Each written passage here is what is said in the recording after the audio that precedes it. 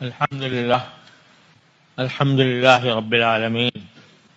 والصلاة والسلام على سيدنا ونبينا وحبيبنا وشفيعنا ومولانا محمد خاتم النبيين وإمام المرسلين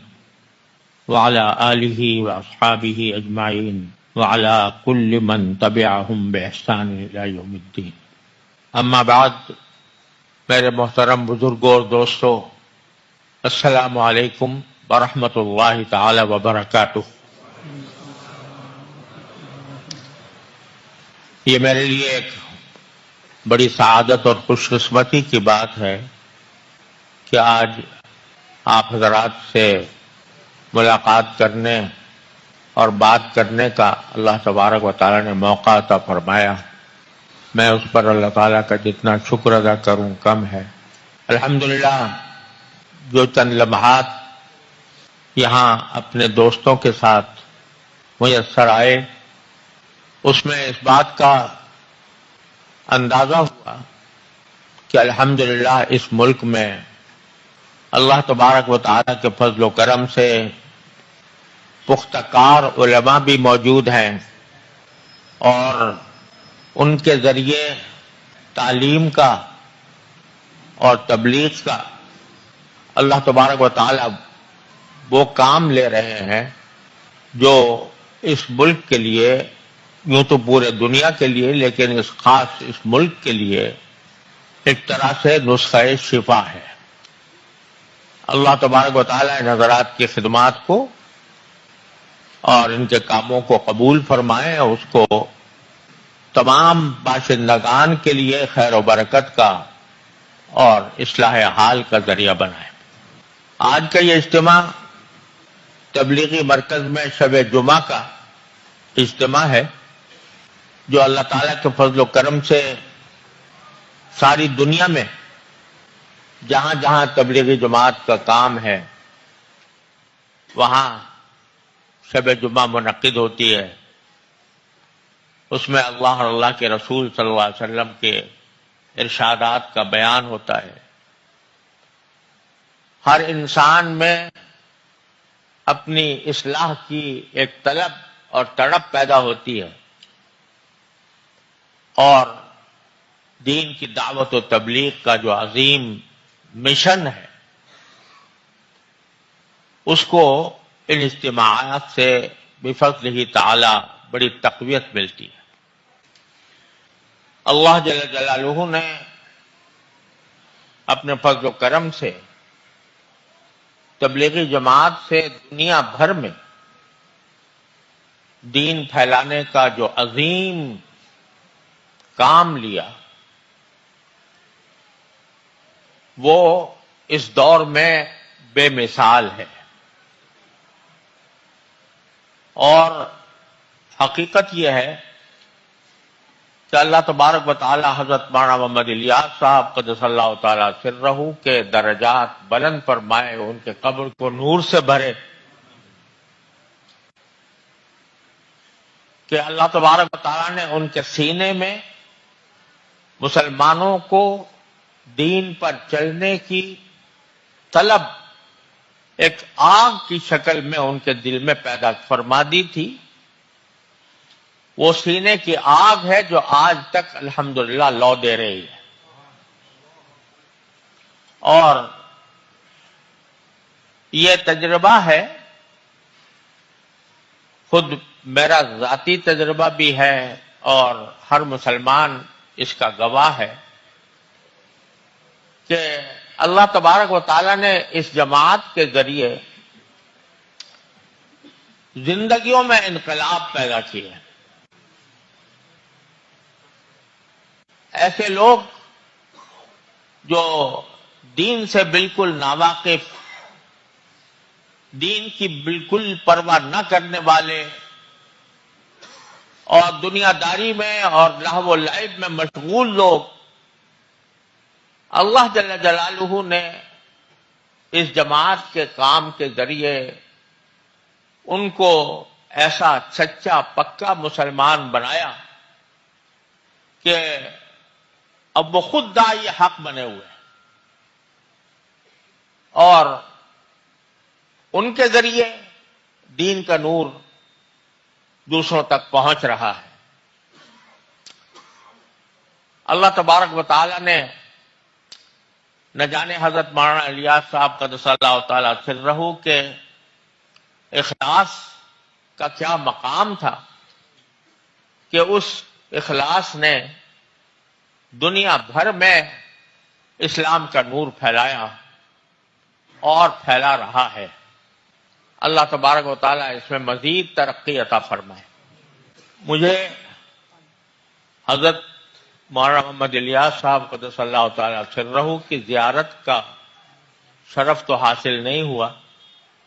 لیکن حضرت مولانا محمد یوسف صاحب، حضرت مولانا محمد یوسف صاحب رحمۃ اللہ علیہ، ان کے صاحبزادے، الحمدللہ ان کے بیانات، ان کے خطابات سننے اور ان کی صحبت میں رہنے کی اللہ تبارک و تعالی نے توفیق بخشی، جو اللہ تبارک و تعالی کا بہت بڑا میں اپنے اوپر احسان سمجھتا ہوں۔ جب وہ بیان فرماتے تھے، ایک دو نہیں، دسیوں بیانات ان کے الحمدللہ سننے کی توفیق ہوئی۔ خود ہمارے دارالعلوم کے اندر حضرت جب بھی کراچی تشریف لاتے تو دارالعلوم کے اندر تشریف لایا کرتے تھے، ان کا بیان حضرت والد صاحب رحمۃ اللہ علیہ کرایا کرتے تھے۔ تو جب وہ بیان فرماتے تھے تو ہم جیسے ناکارہ لوگ بھی محسوس کرتے تھے کہ ان کے سینے میں ایک بھٹی سا لگ رہی ہے، اور اس سینے کی آگ کو وہ اپنے سامعین تک اس طرح منتقل فرماتے تھے کہ ہر دل پر اثر انداز ہوتی تھی۔ تو اللہ تبارک و تعالیٰ نے جتنا کام اس جماعت سے لیا، شاید دنیا میں انجمنیں جماعتیں پتہ نہیں کتنی قائم ہیں، وہ ان میں سے کوئی اتنا نتیجہ اور اتنا بڑا ثمرہ پیدا نہیں کر سکی جتنا اللہ تبارک و تعالیٰ نے اس جماعت کو توفیق عطا فرمائی۔ شروع میں کہا جاتا تھا کہ تبلیغی جماعت دینی مدارس کو اہمیت نہیں دیتی یا علماء کرام کو اہمیت نہیں دیتی، لیکن آنکھوں کا مشاہدہ ہے کہ تبلیغ جماعت کی محنتوں کے نتیجے میں اتنے دینی مدارس دنیا کے اندر پیدا ہوئے کہ جن کی کوئی انتہا نہیں ہے۔ لہذا بعض اوقات فضول قسم کے اعتراضات تبلیغ جماعت کے اوپر کیے جاتے ہیں جو در حقیقت ناواقفیت کا اور ناتجربہ کاری کا نتیجہ ہیں، ان میں کوئی حقیقت نہیں۔ اگر تبلیغی جماعت کی فضیلتوں، اس کے کارناموں، اس کی کامیابیوں کی تفصیل بیان کرنے پر آؤں تو ساری رات بھی کافی نہ ہو، کیونکہ جن زندگیوں میں آنکھوں نے انقلاب دیکھا ہے وہ بے شمار ہیں۔ لہذا اس وقت میرا موضوع یہ نہیں ہے، اس لیے نہیں ہے کہ یہ سورج کو چراغ دکھانے کے مرادف ہے۔ اللہ تبارک و تعالی نے جس طرح اس تبلیغی جماعت سے کام لیا اور لے رہے ہیں، وہ ایک اللہ تبارک و تعالی کی ایسی نعمت ہے کہ اس کو بیان کرنے کی میں اس مجلس میں حاجت نہیں سمجھتا۔ ماشاءاللہ سب لوگ اس سے واقف ہیں، لیکن آج کی مجلس میں میں در حقیقت ایک اہم نقطے کی طرف آپ حضرات کی توجہ دلانا چاہتا ہوں۔ وہ یہ ہے کہ بسا اوقات ایک کام نہایت صحیح بنیادوں پر صحیح طریقے سے اللہ تبارک و تعالیٰ کی رضا کے لیے اور اس کی خوشنودی کی خاطر شروع ہوتا ہے۔ بعض اوقات ہم لوگ مطمئن ہو کر بیٹھ جاتے ہیں کہ یہ کام ٹھیک چل رہا ہے، اور اس میں جو خرابیاں پیدا ہوتی ہیں، جو فساد کے راستے پیدا ہو رہے ہوتے ہیں، ان کی طرف ہمارا دھیان نہیں جاتا۔ اس کے نتیجے میں وہ بہترین کام رفتہ رفتہ انحطاط کی طرف جاتا ہے، زوال کی طرف جاتا ہے، اور اس کے جو فائدے ہو رہے تھے ان کو فائدوں کو مٹانے کا ذریعہ بن جاتا ہے۔ لہذا ہمیں ہر وقت اپنے ہر کام میں اپنا محاسبہ کرتے رہنا چاہیے. میں اپنے دینی مدارس میں بھی خود اپنے بارے میں، اپنی ذات کے بارے میں، اپنے مدارس دینیہ کے بارے میں، جب کبھی مدارس میں حاضری ہوتی ہے، علماء اور طلباء اور اساتذہ سے بات کرنے کا موقع ملتا ہے، تو اس میں مدارس دینیہ کے فضائل بیان کم کرتا ہوں، لیکن اس بات کی طرف توجہ زیادہ دلاتا ہوں کہ ہمارے اندر کیا ایسی خامیاں پیدا ہو رہی ہیں جو ان مدارس کے فائدے کو کم کریں یا محدود کر دیں یا ختم کر دیں. لہذا میری آج کی اس نشست کا جو اصل مقصود ہے وہ یہ ہے کہ ہم صرف فضائل بیان کر کے، یعنی جماعت کے فضائل بیان کر کے اور جماعت کے کام کے فوائد بیان کر کے ہمیں قناعت کر کے نہیں بیٹھنا چاہیے، بلکہ اپنے اندر جو اگر کوئی کمزوریاں ہیں یا کوئی ایسی چیز ہے جو رفتہ رفتہ ہمیں کسی اور طرف لے جا رہی ہے، اس کو بھی سمجھ کر اور اس کی تلافی کی کوشش کرنی چاہیے. اس نقطہ نظر سے میں آپ کی خدمت میں چند گزارشات اختصار کے ساتھ پیش کرنا چاہتا ہوں، اور اس امید کے ساتھ پیش کرنا چاہتا ہوں کہ اس کو کسی مخالفت پر محمول نہ کیا جائے، بلکہ ایک دوست، ایک محبت کرنے والے کی طرف سے کچھ باتوں کی نشاندہی کرنے کی کوشش سمجھا جائے اور اس پر ٹھنڈے دل سے غور کیا جائے، تاکہ جو راستے جب کوئی کام بڑھتا چڑھتا نظر آتا ہے، دین کا کوئی کام بڑھتا چڑھتا نظر آتا ہے، تو شیطان کو کبھی بھلا نہیں لگتا اور وہ اس میں دراڑیں ڈالنے کی کوشش کرتا ہے، اور بعض اوقات ہم خود اس کا سبب بن جاتے ہیں. لہذا ہمیشہ اپنے آپ کو اپنے خود محاسبے کے لیے تیار رکھنا چاہیے. ہم میں سے ہر شخص چاہے وہ دین پر کتنا بھی عمل کر رہا ہو، نماز کا پابند ہو، تہجد گزار ہو، ذکر کرتا ہو، تسبیح کرتا ہو، اس کو بھی ہر وقت اپنا محاسبہ کرنا چاہیے کہ میں کہاں غلطی کر رہا ہوں، اور پھر اس غلطی کی اگر کوئی نشاندہی کی جائے تو اس کو اپنا مخالف سمجھے بغیر اس کو اپنا خیر خواہ سمجھ کر اس کی بات کو سننا اور سمجھنا چاہیے. ان میں سب سے پہلی بنیادی بات جس کی طرف میں آپ حضرات کو بہت ہی دلسوزی کے ساتھ، ہمدردی اور خیر خواہی کے ساتھ متوجہ کرنا چاہتا ہوں، وہ یہ کہ جو لوگ تبلیغی جماعت کے کام میں سرگرم ہوتے ہیں، ان کے طرز عمل، ان کے طرز بیان، ان کی تقریروں، ان کے بیانات کے نتیجے میں عام لوگوں میں یہ تاثر بے انتہا پھیلا ہوا ہے کہ دین کا اگر کوئی کام ہے تو صرف وہ جماعت تبلیغ کا کام ہے. اگر دین منحصر ہے اسی خاص طریقے تبلیغ میں، جس میں کوئی آدمی روزہ لگائے، کوئی آدمی چلہ لگائے، کوئی آدمی 4 مہینے لگائے، کوئی آدمی سال لگائے، جو یہ کام نہیں کرتا وہ دین سے ناواقف ہے، دین پر عمل کرنے والا نہیں ہے، اور دین کے جتنے دوسرے کام ہو رہے ہیں وہ سمجھو کہ بیکار ہو رہے ہیں. بعض اوقات تو یہ تاثر ہو جاتا ہے کہ وہ بیکار ہو رہے ہیں، یا دین کی صحیح سمجھ نہیں رکھتے، یا دین کے صحیح طریقہ کو پر عمل کرنے والے نہیں ہیں، لہذا وہ غیر ہیں، وہ دور ہیں. اپنا وہ ہے جو تبلیغ جماعت میں ہے، جو تبلیغ جماعت میں چلے لگاتا ہے، جو سیروزے لگاتا ہے، جو اس خاص گشت میں شامل ہوتا ہے، خاص طریقہ کار سے شامل ہوتا ہے، وہ اپنا ہے، دوسرا جو ہے وہ بیچارہ بس اس قابل تو ہے کہ اس کو سلام کر لیا جائے اور اس سے ملاقات کر لی جائے، اس کی اکرام مسلم کے تحت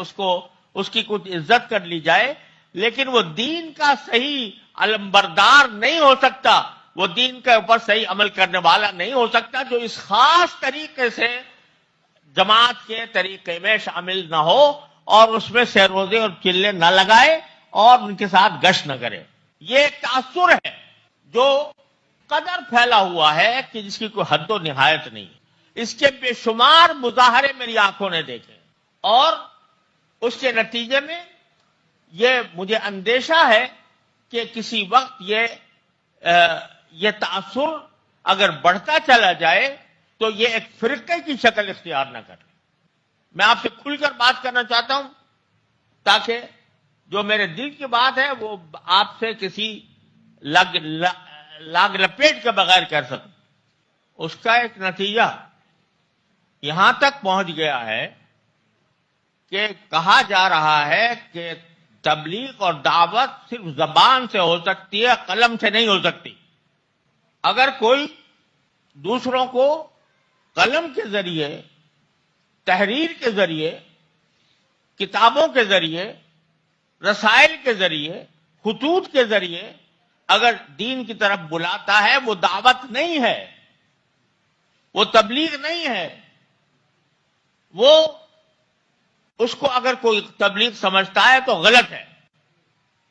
یہاں تک بات کہی جا رہی ہے، جس کا مطلب یہ ہے کہ پوری 1400 سال کی تاریخ میں جن لوگوں نے دین کے اوپر محنت کی، دین کی تبلیغ اور اس کے نشر و اشاعت کے لیے کتابیں لکھی، قرآن کی تفسیر کی، حدیث کا درس دیا، فقہ کے احکام لوگوں تک پہنچائے، وہ سب بیکار ہے، وہ دعوت میں داخل ہی نہیں ہے، وہ تبلیغ میں داخل ہی نہیں ہے، وہ سارا کا سارا جو ہے وہ دعوت اور تبلیغ سے باہر ہے۔ اس قسم کی باتیں بھی کہی جانے لگی ہیں، کریں اتباع۔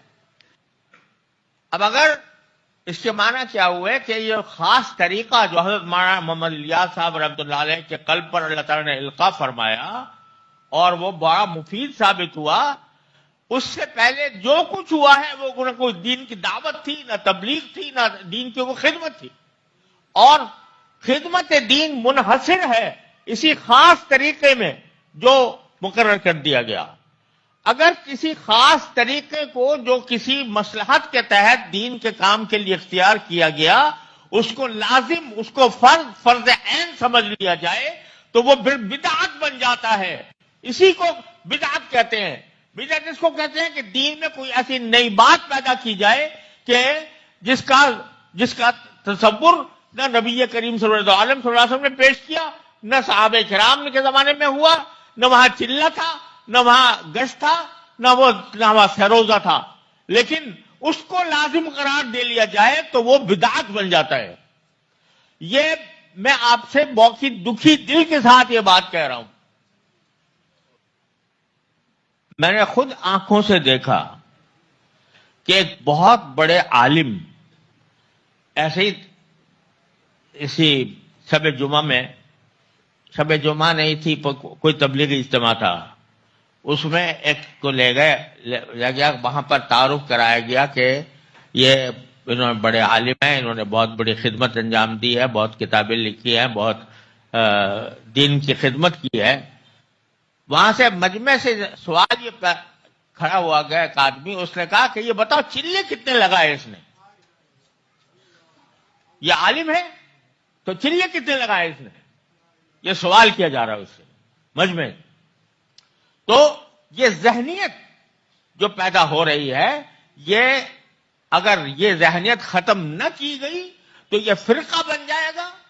اور یہ بدعت بن جائے گی۔ ایک بیچارے بہت ہی مخلص بندے ہیں جو میرے پاس ہر مہینے تقریباً بہت لمبا خط بھیجتے ہیں۔ اس خط کے اندر یہ لکھتے ہیں کہ اگر آپ کو جہنم سے بچنا ہے تو واحد طریقہ یہ ہے کہ تم کوئی چلے لگانا شروع کر دو۔ ورنہ جہنم سے بچنے کا تمہارے پاس کوئی راستہ نہیں.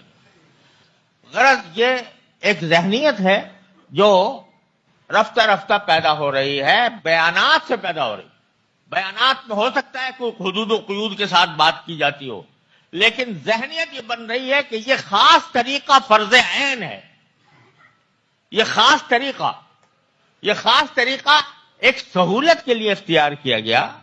افادیت کے لیے اختیار کیا گیا، اس سے بہت فائدہ پہنچا. لیکن یہ کہنا کہ جو اس خاص طریقے سے کام نہیں کر رہا، وہ دعوت نہیں دے رہا، وہ تبلیغ نہیں کر رہا، یہ چیز ہے کہ اس کو بدعت بنا دے گی، اس کے فرقہ بنا دے گی. اللہ تعالیٰ حفاظت فرمائے. اس عظیم کام کو جو حضرت نے شروع کیا تھا، اللہ تبارک و تعالیٰ اس کو اپنے صحیح راستے پر رکھے اور غلط راستے سے بچنے کی توفیق عطا فرمائے. دوسری بات جو وہ بھی بہت زیادہ اہم ہے، وہ یہ کہ یہاں پر عام طور سے تقریروں میں، وعظوں میں، بیانات میں ذہنیت ایسی بنائی جاتی ہے کہ جس سے حقوق العباد پیچھے پڑ جاتے ہیں. سارا کچھ فضیلتیں ان کی ہے جو قربانیاں دیں اور قربانی کے لیے ماں باپ کو رلا دیں، بیوی بچوں کا حق فوت کر دیں، اپنے رشتہ داروں کا حق فوت کر دیں، تو وہ بھی دین کا ایک حصہ سمجھا جاتا ہے. اور یہ کہا جاتا ہے کہ اگر والدین اجازت نہیں دیتے تو تم اس کے بغیر نکل جاؤ. اگر بیوی تمہاری اکیلی ہے تو اس کو اکیلے چھوڑ کے چلے جاؤ. یہ تعلیم عام طور سے بڑے حضرات عام طور سے ایسا نہیں کرتے، لیکن جو چھٹبھئیے ہیں وہ اپنی تقریروں میں، اپنے بیانات میں اس طرح کی باتیں کرتے ہیں. میں خود آنکھوں سے گواہ ہوں ایسے کا کہ وہ چلے کا شوق ہو گیا اس کو. اب وہ بیوی جو ہے وہ حاملہ ہے اور اس کے پاس کھانے کو پیسے نہیں ہے. وہ کہتے تو خود کما، میں تو اللہ کے راستے میں نکلا، اللہ کے راستے میں خروج کر رہا ہوں، اللہ کے راستے میں خروج کرنے کے لیے میں نکلا ہوا ہوں. تو تیرا اللہ خود کبیل ہوگا، اللہ تعالیٰ خود تیرا کام ٹھیک کر دے گا. یہ مسائل پیدا ہو رہے ہیں. کیوں؟ اس لیے کہ حالانکہ جو 6 نمبر ہیں ان میں اقرار مسلم ایک اہم نمبر ہے. اقرار مسلم کے اندر تمام بندوں کے حقوق کے اعمال شامل ہیں. وہ ان کے اوپر زور دینے کے بجائے کہ جی دیکھو حضرت حنظلہ رضی اللہ تعالیٰ عنہ وہ اپنی بیوی کو پہلی رات میں چھوڑ کر جنگ پہ چلے گئے، تم بھی جیسے ہی کرو اور اسی طرح کیا کرو. خروج فی سبیل اللہ کے لیے، اس کا نام خروج فی سبیل اللہ ہے، لہذا اس کے لیے چھوڑ کے جایا کرو اپنے بیویوں کو، اپنے ماؤں کو چھوڑ کے جایا کرو. ارے بھائی اس وقت نفیر عام تھی، اللہ تبارک و تعالیٰ کی طرف سے ہر شخص کے اوپر فرض تھا، وہ تشریف لے گئے. اب اس کو تم کہو کہ ہر مسلمان کو چاہیے کہ وہ شادی ہونے کے بعد پہلا کام یہ کرے کہ ابھی وہ خلوت صحیحہ بھی نہ ہوئی ہو اور وہ جا کے چلہ لگائے. سمجھے آپ؟ تو یہ ذہنیت پیدا کر رہے ہیں لوگوں کے اندر. ماں کو چھوڑ کے باپ کو، ماں بیمار ہے، باپ بیمار ہے، تمہاری خدمت کا محتاج ہے، چھوڑ کے جا رہے ہو. یہ کہاں کا دین ہے؟ رسول کریم صلی اللہ علیہ وسلم کے پاس 2 صحابی آئے، آ کر انہوں نے عرض کیا کہ یا رسول اللہ ہم جہاد کے شوق میں آئے ہیں، جہاد کے لیے آئے ہیں، تو اپنے ماں باپ کو روتا چھوڑ کر آئے ہیں.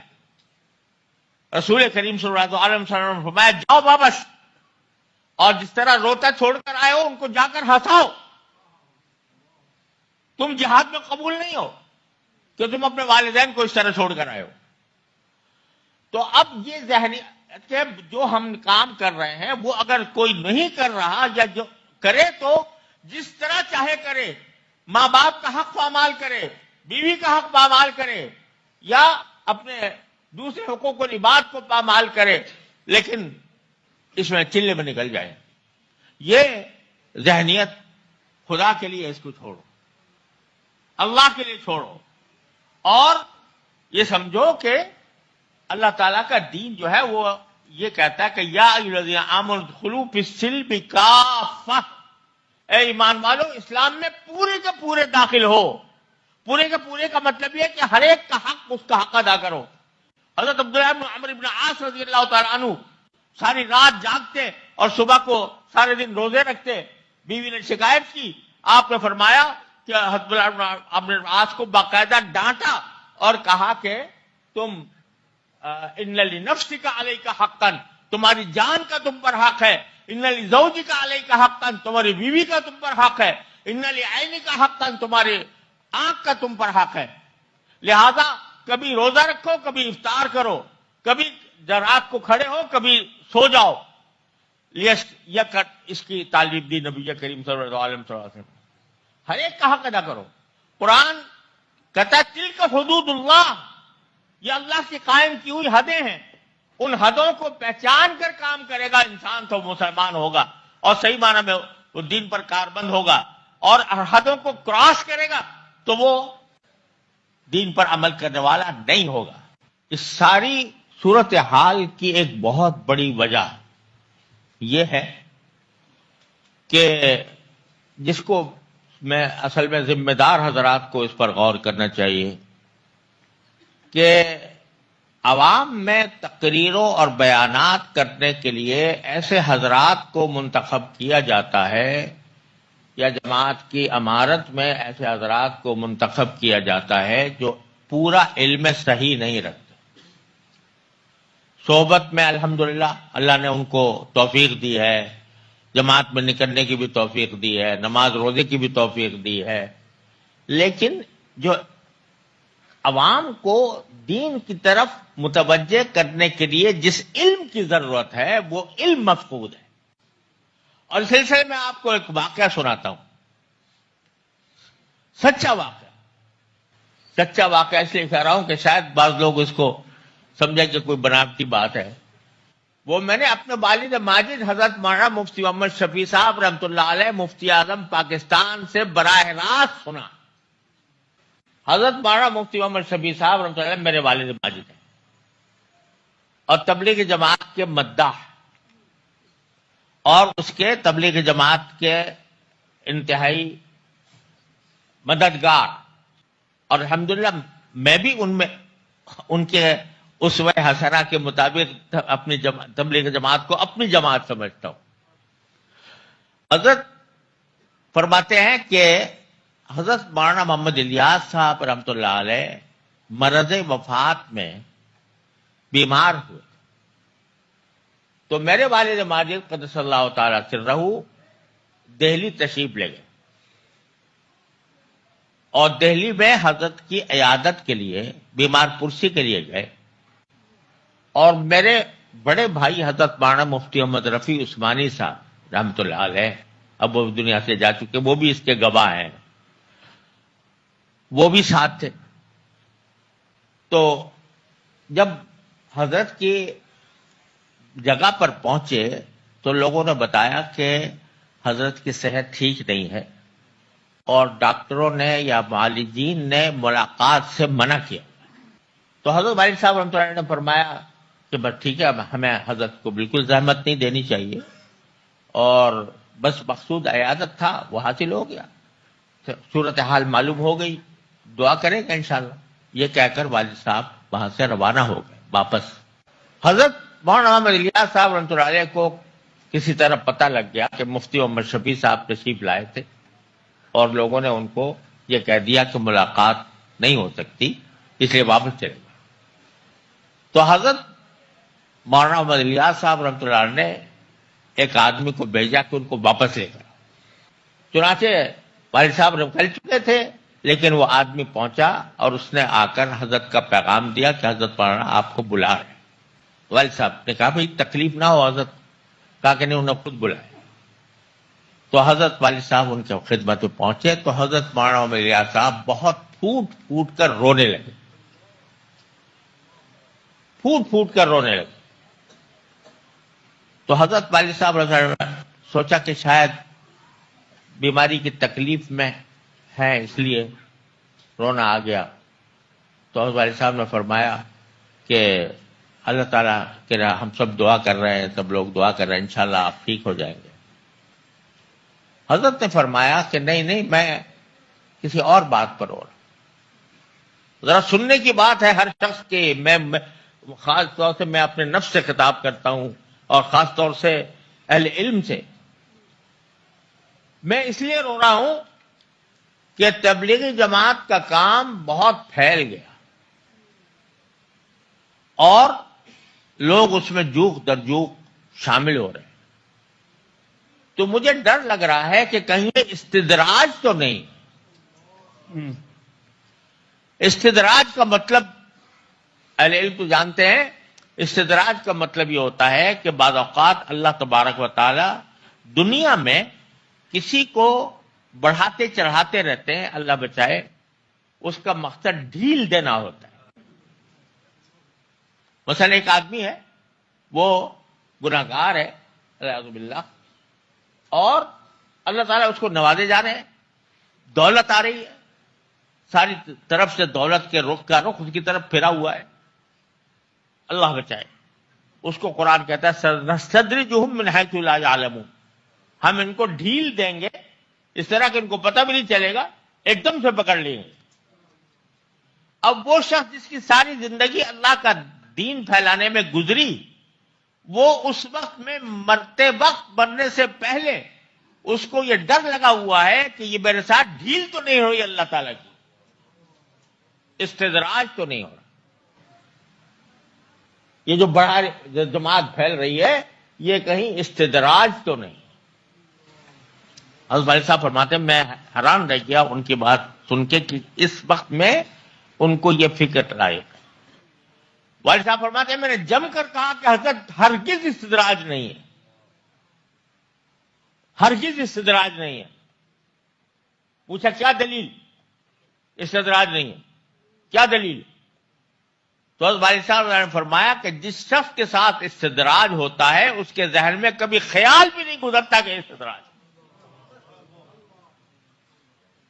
تو جو آپ کو یہ خیال ہو رہا ہے کہ استدراج ہے، یہ خود اس بات کی دلیل ہے کہ استدراج نہیں ہے، اللہ کی رحمت ہے آپ کے ساتھ۔ ایک بات تو یہ فرمائی۔ دوسری بات یہ فرمائی کہ اس لیے بھی رو رہا ہوں کہ میں نے جماعت کا یہ کام شروع تو کر دیا، مگر اس میں عام لوگ زیادہ ہیں، اہل علم کم ہیں، لہذا مجھے خطرہ ہے کہ کہیں یہ عام لوگوں کے ہاتھ میں جا کر کسی غلط راستے پر نہ پڑ جائے۔ اس لیے آپ کوشش کریں کہ اس میں علماء زیادہ سے زیادہ داخل ہوں تاکہ اس کو غلط راستے پر پڑنے سے بچائیں۔ تو یہ بات حضرت مولانا الیاس صاحب رحمۃ اللہ دنیا سے جاتے جاتے یہ ان کو یہ خدشہ لگا ہوا تھا، اس خدشے کے کچھ نتائج نظر آ رہے ہیں کہ ایسے لوگ ذمہ دار ہو گئے ہیں کہ جو اصل میں عوام میں سے تھے، علم کی جو ایک ڈھال ہوتی ہے جو انسان کو غلط راستے پر جانے سے بچاتی ہے، وہ نہیں ہے۔ معاف کرنا میں کسی کی طرف اشارہ نہیں کر رہا، نہ میرا کسی کی طرف میرا روح سخن ہے، لیکن یہ ایک صورتحال ہے جو اصلاح کا تقاضا کرتی ہے، اور اس کی نہ ہونے کی وجہ سے یہ بہت سی خرابیاں پیدا ہو رہی ہیں۔ اس لیے میں نے اس کا ذکر کر دیا، ورنہ حاشا وکلا میں ان کو اپنے آپ سے 1000 درجے افضل سمجھتا ہوں جو اللہ کے دین کے لیے کام کر رہے ہیں، چاہے وہ عالم ہے یا غیر عالم ہے۔ میں اپنے سے 1000 درجہ ان کو افضل سمجھتا ہوں، اعلان کرتا ہوں اس بات کا کہ میں ان کو اپنے سے افضل سمجھتا ہوں کہ وہ دین کے کام کے لیے نکلے ہوئے ہیں، لیکن ایک طالب علم کی حیثیت سے جو بات اللہ نے دل میں ڈالی ہے وہ آپ تک پہنچانا میں ضروری سمجھتا تھا۔ واللہ علی ما اقول وکیل۔ ایک اور بات،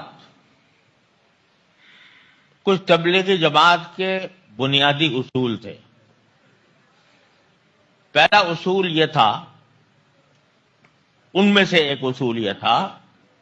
کہ تبلیغ جماعت کوئی فتویٰ نہیں دے گی.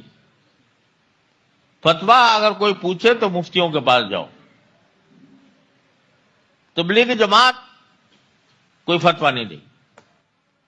اب فتوے صادر ہو رہے ہیں تبلیغ جماعت،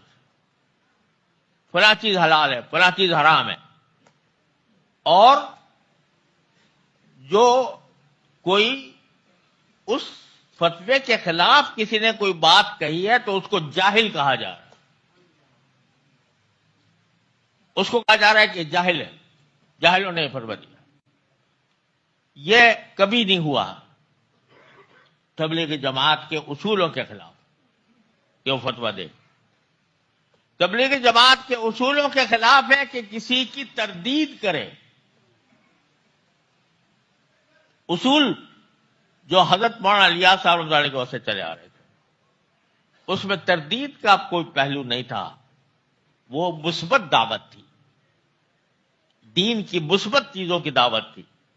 کسی فرقے کی تردید نہیں، کسی جماعت کی تردید نہیں، کسی کی تردید نہیں. اب تردید میں ایک لازمی حصہ ہو گیا جہاد کی تردید. جہاد کی تردید، جہاد کے خلاف بیانات، جہاد کے خلاف بیانات کہ دین مار کٹائی کے لیے نہیں آیا تھا، جہاد کے خلاف بیانات. اور جہاد کے جو لوگ جہاد کوئی کر رہے ہوں ان کو ناسمجھ، بے وقوف اور دین کی سمجھ نہ رکھنے والا قرار دیا جا رہا ہے، اور اس کی تردید ہو رہی ہے. شیعوں کی تردید نہیں،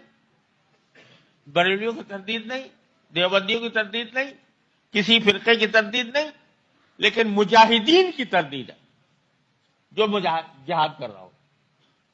حالانکہ جہاد کی آیات کو منطبق کیا جا رہا ہے خروج فی سبیل اللہ اس چلوں کے لیے نکلنے کے اوپر، اور پھر جہاد کی تردید بھی ہو رہی ہے کہ جہاد جو لوگ جہاد کر رہے ہیں وہ سمجھتے نہیں، اصل کام تو یہ تھا، یہ کرنا چاہیے تھا. یہ فتوے اور یہ ان خیالات کا اظہار، تردید جو بنیادی اصولوں کے خلاف بات تھی وہ کی جا رہی ہے. بھائیوں، میں کسی بری نیت سے یہ کام نہیں کر رہا، میں بات نہیں کر رہا. اللہ کی قسم میں تبلیغ جماعت سے محبت کرتا ہوں، اس کے کام کا معترف ہوں، اس کو اس امت کے لیے ایک نجات کا راستہ سمجھتا ہوں. لیکن یہ خرابیاں اگر جاری رہیں تو یہ ایک فرقہ بن کے رہ جائے گا اور امت مسلمہ کے جمہور سے کٹ جائے گا. اور آخری بات بھائی وہ یہ کہ یہ ہماری شامت اعمال ہے کہ شیطان کو تبلیغ جماعت بڑھتی چڑھتی اچھی نہیں لگی، لہذا اس نے اس کو 2 حصوں میں تقسیم کر دیا. اور 2 حصوں میں نہ صرف تقسیم کر دیا بلکہ دونوں کے درمیان باقاعدہ لڑائی شروع کر دی. جو لوگ جہاد تک کو منع کرتے تھے کہ جہاد نہیں کرنا چاہیے، وہ آپس میں قتل و قتال، ایک دوسرے کو مارنا، ایک دوسرے کے جان لیوا ہو جانا، یہاں تک بات پہنچ گئی ہے. یہ سب ان بنیادی خرابیوں کا نتیجہ ہے جن کے میں نے آپ کے سامنے نشاندہی کی ہے. اور اس کا نتیجہ یہ ہے کہ اب یہ بھی تبلیغی جماعت، وہ بھی تبلیغی جماعت، یہ بھی مرکز، وہ بھی مرکز، یہ بھی یہاں سے بھی چل رہا ہے، وہاں سے بھی چل رہا ہے، لیکن دونوں ایک دوسرے کے ساتھ رسہ کشی میں مبتلا ہیں. اور بنگلہ دیش میں جو کچھ ہوا، قتل و قتال، وہ انسانیت کے نام پر، اسلام کے نام پر، تبلیغ جماعت کے نام پر اتنا بڑا دھبا ہے کہ جس کا کوئی انتہا نہیں. خدا کے لیے ہوش میں آؤ اور جو اصل کام ہے دعوت کا، اس کو مضبوطی سے پکڑو اور اس کو بھی اپنی اصلاح کے لیے پکڑو۔ حضرت مولانا محمد یوسف قدس اللہ تعالیٰ سرہ سے پتہ نہیں کتنی مرتبہ میں نے یہ بات ان کانوں نے سنی کہ ہمارا نام تو تبلیغ کا ہے، مگر ہم اس لوگوں کو اس لیے نکالتے ہیں کہ اصلاح نفس کے لیے جائیں، اپنی اصلاح کے لیے جائیں۔ ہم یہ نہیں بننا چاہتے کہ ہم مبلغ ہیں اور دوسرے خراب ہیں، ہم ان کو صحیح کرنے جا رہے ہیں۔ ہم اس لیے جا رہے ہیں کہ ہم خود اپنی اصلاح کریں، اور جب ایک ماحول کے اندر ہم رہتے ہیں، نیک ماحول کے اندر، ہماری اپنے اندر اصلاح ہوتی ہے، ہمارا نفس درست ہوتا ہے۔ اپنی اصلاح کے لیے حضرت مولانا یوسف صاحب تعالیٰ سے پتہ نہیں میں نے کتنی مرتبہ یہ بات بار بار سنی ہے کہ ہماری جماعت کا مقصد تبلیغ بعد میں ہے، اپنی اصلاح پہلے، اور اپنی اصلاح کے لیے ہم جماعت میں نکلتے ہیں۔ جب ایک دوسرے مسلمان ایک دوسرے کے ساتھ ایک مقصد ہو کر نکلتے ہیں تو ان کے جو ارادے ہیں، ان کی جو نیتیں ہیں، ان کی برکات کا انعکاس ہوتا ہے، اور انعکاس کے نتیجے میں انسان کی اصلاح ہوتی ہے۔ یہ تھا اصل تصور جس نے انقلاب پیدا کر دیا پوری دنیا میں، الحمدللہ۔ خدا کے لیے اس کو واپس لائیں، اور اس کو بنیادی تنظیم، چلو اگر دو بٹ گئیں تو بٹ گئیں، لیکن ہم نے تو کوشش کی تھی کہ کسی طرح نہ بٹے، بٹ گئی، اللہ انا للہ و انا الیہ راجعون۔ لیکن اب دیکھو دشمنی ختم کر دو، دشمنی کا رویہ ختم کر دو، اور جو دعوت اللہ کا کام کر رہا ہے اس کو اپنا سمجھو، چاہے وہ میری تنظیم سے وابستہ ہو یا کسی اور کی تنظیم سے وابستہ ہو۔ اس طرح کریں گے تو ہمارا کام اللہ کے لیے ہوگا، اخلاص کے ساتھ ہوگا، اللہ کی رضا کے لیے ہوگا، فائدہ مند ہوگا، نفع پہنچے گا۔ اور اگر خدا نہ کرے ہم نے اپنی غلطیوں کی یہ اصلاح نہ کی تو مجھے منظر خراب نظر آتا ہے۔ اللہ تبارک و تعالیٰ اپنی رحمت سے ہمیں اس کی حفاظت فرمائے۔ بس میں دعا کرتا ہوں کہ اللہ تبارک و تعالیٰ اپنی رحمت سے ہمیں فساد سے بچا لے اور اپنے خاص رضا کی خاطر ہر کام کرنے کی توفیق عطا فرمائے۔ اللہم حل بلغت، اللہم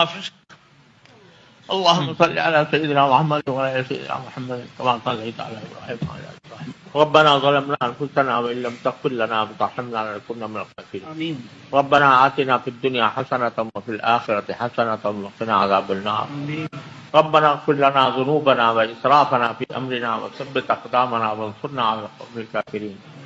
اللهم اهدنا وسددنا وقنا شرور انفسنا اللهم اهدنا وسددنا وقنا شرور انفسنا اللهم يا ارحم الراحمين اغفر لنا خطيئتنا وجهلنا واسرافنا في امرنا اللهم اغفر لنا خطيئتنا وجهلنا واسرافنا في امرنا اللهم اخلصنا ديننا يا ارحم الراحمين اللهم انا نسألك رضاك والجنة ونعوذ بك من سخطك والنار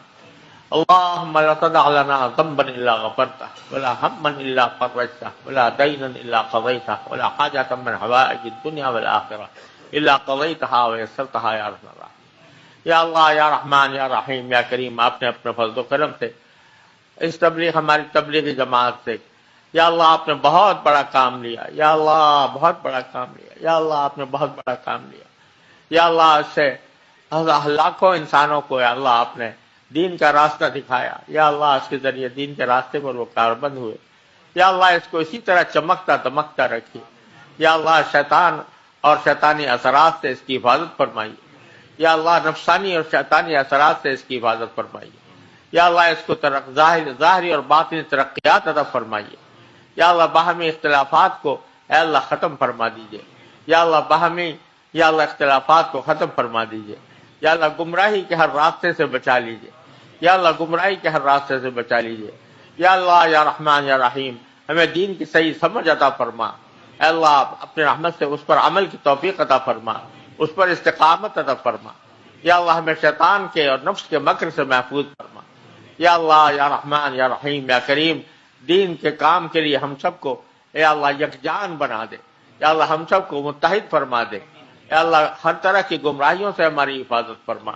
یا اللہ ہر طرح کے برے خیالات سے ہماری حفاظت فرما، برے جذبات سے حفاظت فرما، یا اللہ نفس کی سازشوں سے اور شیطان کی سازشوں سے اللہ ہماری حفاظت فرما، یا اللہ یا رحمان یا رحیم یا کریم اپنے دین کا کلمہ بلند کرنے والوں کی ہر قدم پر مدد فرما، یا اللہ ہر طرح کے شر سے ان کی حفاظت فرما، یا اللہ ہر طرح کے شر سے ان کی حفاظت فرما، یا اللہ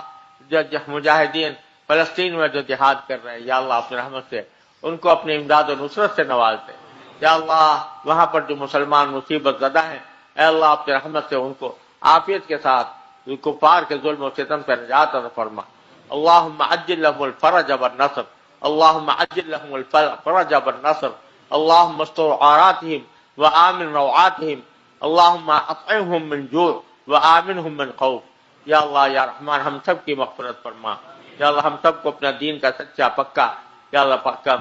مسلمان بنا دے، یا اللہ دین کے پر مکمل عمل کرنے والا بنا دے، ہمارے یا اللہ عبادتوں کو بھی اے اللہ ہمارے معاملات کو بھی ہماری معاشرت کو بھی ہمارے اخلاق کو بھی یا اللہ درست فرما دیجئے، اپنے رضا کامل کے مطابق بنا دیجئے، نبی کریم سرورت عالم صلی اللہ علیہ وسلم کی سنت پر عمل کی توفیق عطا فرمائیے،